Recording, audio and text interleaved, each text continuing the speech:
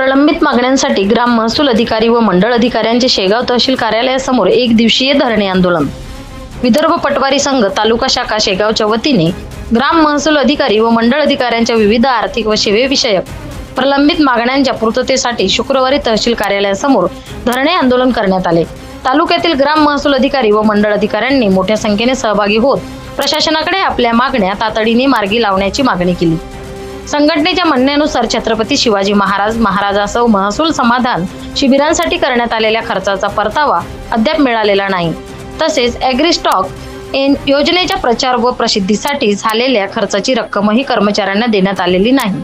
याशिवाय तलाठी कार्यालयांच्या भाडे थकबाकीचे प्रस्ताव पाठविणे, महसूल सेवक कोतवाल यांना मूळ राज्यावर कार्यमुक्त करणे, सेवानिवृत्त मंडळ अधिकाऱ्यांची डीए फरकाची बिले मंजूर करणे आणि महसुली प्रकरणातील आदेशांच्या प्रती वेळेत संबंधितांना देणे या मागण्याही प्रलंबित असल्याचे संघटनेने निवेदनात नमूद केले आहे. वारंवार निवेदने देऊनही व प्रशासनाशी चर्चा करूनही मागण्यांबाबत ठोस निर्णय न झाल्याने आंदोलनाचा मार्ग स्वीकारावा लागल्याचे पदाधिकाऱ्यांनी सांगितले. मागण्या तातडीने पूर्ण न झाल्यास 26 मे रोजी DSC जमा करून ऑनलाईन कामकाजावर बहिष्कार टाकण्यात येईल, तर 29 मे पासून बेमुदत सामूहिक रजा आंदोलन करण्यात येईल असा इशाराही संघटनेने दिला आहे. मात्र निवडणूक, नैसर्गिक आपत्ती व जनगणना यासारख्या राष्ट्रीय महत्वाची कामे सुरूच ठेवण्यात येतील असे संघटनेने स्पष्ट केले आहे.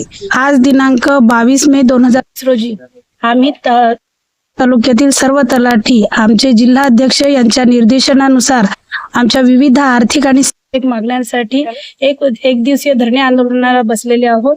यामध्ये आमचं फक्त एवढंच म्हणणं आहे की शासनाच्या विविध कामांना राबवण्यासाठी शासन काही तात्काळ आम्हाला पैसे देत नाही. आम्ही आमच्या खिशातून पैसा खर्च करतो, आम्ही सेवा देतो. अशा परिस्थितीमध्ये कामं पूर्ण झाल्यानंतर शासनानेही आणि प्रशासनानेही आमच्या आर्थिक जी खर्च झालेला असते तेही आम्हाला वेळोवेळी वापस दिला पाहिजे, एवढंच आमचं मागणं आहे.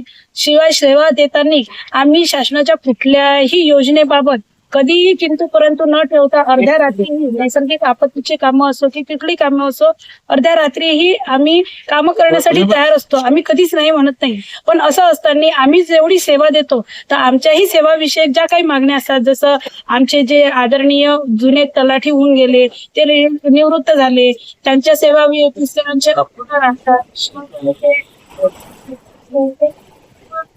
जातात, त्यांच्याकडे लक्ष केलं जाते. आमचं हेच म्हणणं आहे की आमच्या जे सेवाविषयक कामं आहेत, सेवा पुस्तकाविषयी ते अद्यावत राहावं, त्या सेवाविषयक कामांना योग्य तो न्याय द्यावा.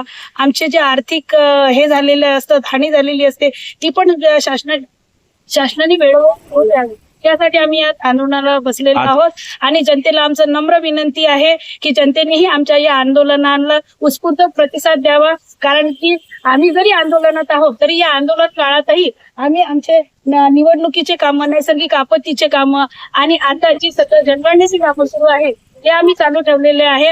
आमची सर्वांना हीच विनंती आहे की त्यांनी आमच्या या आंदोलनाला सर्वतोपरी सहकार्य करावे आणि आमचं आंदोलन यशस्वी करावं.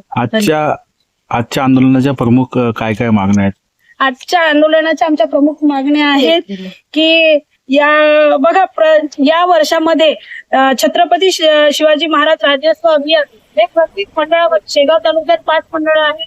5 मंडळांमध्ये वेळोवेळी राबवलं गेलेलं आहे. समाधान शिबिरामध्ये जनतेला एकत्र आणून सर्व विभागांच्या अधिकारी आणि कर्मचाऱ्यांना एकत्र आणून जनतेला सेवा देण्यात आलेली आहे. त्यांना प्रमाणपत्र वाटप करण्यात आलेलं आहे.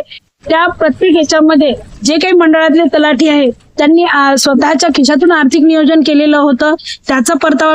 शिवाय शेतकऱ्यांच्या हिताची अशी ॲग्री स्टॉक योजना ही तलाठी संवर्गाने मुख्यतः राबवलेली आहे. आणि असं असताना तलाठी संवर्गाला ज्या वेळेला शासनाने त्या मेहनताना दिला तो मेहनताना तलाठी वर्गाला मिळाला नाही, तो इतर सगळ्या डिपार्टमेंटनी काढला. तर हा तलाठ्यांवर झालेला अन्याय आहे. आम्ही काम केलं शेतकऱ्यांसाठी, शेतकऱ्यांचं हित जाणून, पण शासनाने आमचं हित न जाणता दुसऱ्याच लोकांनी तो पैसा काढला, मानधन काढलं. याबाबत आम्हाला स्पष्ट काही दिशानिर्देश दिलेले नाही की आमच्या हक्काचा पैसा कुठे गेला तो. त्यासाठी आमचं आंदोलन आहे. शिवाय आमचे बरेचसे कोतवाल जे आहेत ते आमचे साजेस होऊन ते असतात आमच्या आणि जनतेच्या सेवेसाठी. असं असताना प्रशासनाचे बाकी काही अधिकारी, बाकी काही कार्यालय आमच्या कोतवालांना इथे बोलावून घेतात. त्यामुळे आमच्या कामाचा खोळंबा होतो. सोबतच जे आता तुम्हाला माहिती आहे की आमचे कार्यालय हे आमच्या गावात आहे, परंतु आमच्या गावामध्ये नेटवर्क येत नाही. अशा कंडिशन मध्ये ज्या ठिकाणी नेटवर्क येते अशा ठिकाणी आम्हाला बसून आमचे कार्यालय चालू ठेवावं लागतं.